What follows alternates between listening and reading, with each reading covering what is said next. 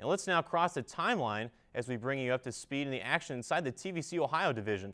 Alexander has rebounded from their non-conference woes to start out the league play 4-0, and the Spartans pounded previously unbeaten Megs in conference last night on Thursday to take a firm hold of the top spot, but behind them are experience-ridden Athens, and they can't be left out of the discussion as in the best in the league. And with this week's action, the remaining 4 teams, including Nelsonville, have proved that every game is a fight until the end. So, Aaron, for this team, we mentioned that they struggled. What have some of the sources for their struggles been this year? Honestly, a lot of it has to do with their mental game. After they played Alexander back in December, Coach Horsley said to me that they look like deer caught in the headlights. They have the ability to win. They can be very tough because of their inside presence. And when they start shooting and making their shots, they're unstoppable. They were like that against Belpre. But the problem is that shooting is not consistent at all. There are some games where every shot that goes up tips out. Sometimes it's not even good shots. They're not very. They can get a little bit flustered and make some silly decisions. You know, that happens to them a lot. They need to be able to understand that they can win. They do have the ability. Yeah, they need to realize that. I mean, they are a team that we can win. I've seen them twice now, and they are definitely a team with experience-ridden roster that can do just that. But we covered 2 more teams in the TVC, and we're going to send it over to our side desk where Blake Brody and Maddie Kuhn are right now. And guys, start with Blake. How has Alexander been able to be so effective in conference as they're undefeated? Thanks, Rob. Maddie, when you're talking about the TVC-Ohio, it doesn't matter what the offseason predictions are. Mm-hmm. The Lady Spartans are a team to be reckoned with year after year. They've won this conference 5 of the last 6 seasons. And when I asked Coach Guthrie after last night's beatdown of Megs, I asked him after the game, what is it about conference play that gets these girls so confident? And he said it's basically a standard they set for themselves. They have a sense of entitlement to the top of the conference, and they have so much confidence in conference play because of previous success. Mix that with the fact they have a full court pressure defense that's in your face from the second the ball tips to the end of the game. The Lady Spartans have owned the conference, and the other teams haven't seemed to figure out that pressure defense.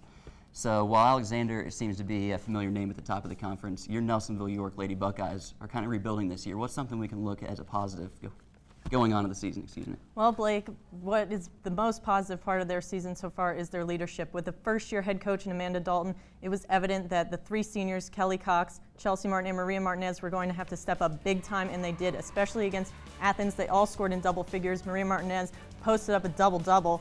And also because it's a new head coach and less experienced players, they can all build at the same level. So look for them in upcoming years to possibly take down your Lady Spartans. Also, they have presence in the 3-point specialist in Kelly Cox, and they have a presence inside the paint with freshman Shelby True, who's gotten a lot of their rebounds while Maria Martinez was out towards the beginning of the year.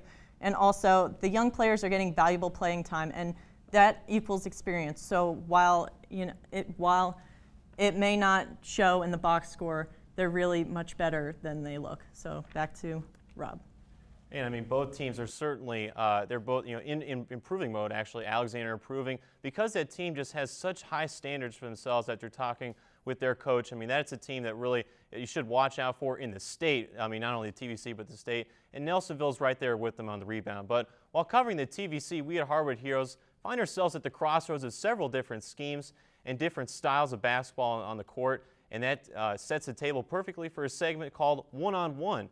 Imagine a presidential debate, but one you can actually understand and enjoy. Transition offense is a huge weapon for both Trimble and Alexander, and let's send it now to Blake and Adam, who are ready to take this debate. Take it away, boys.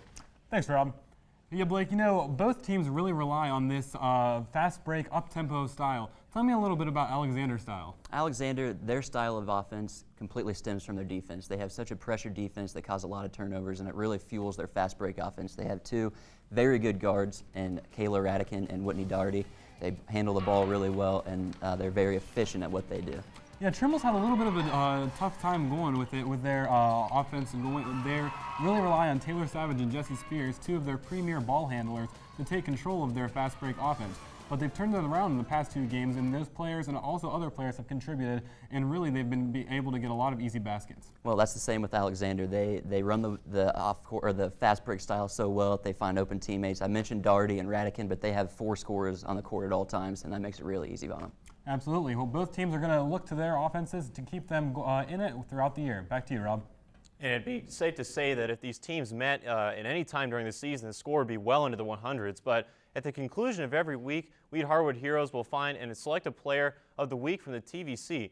Rather than focusing on the limited scope of the best statistical player or best player all around, our hero of the week embodies what it means to be larger than life to their team. And much like the Oscars, selecting just one candidate is a difficult task. But take about Federal Hocking's Chandra Kuckler was just dominant this week.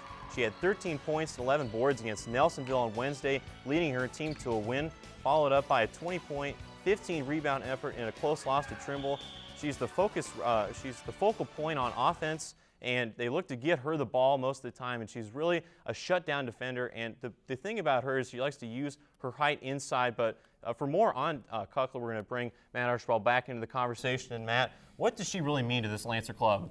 Well, as you said, she's the leading scorer, but not only the leading scorer, she's the focal point of the offense. Hannah McKibben brings down the ball, looking to get the ball into her hands, and the double team that teams put on her actually opens up other players. So she's not only a great player, but she's opening up other players to get good looks. And without Iris Butcher, there's someone on that team who's had to step up and be consistent. I mean, is that something that her consistent play has really fueled this team?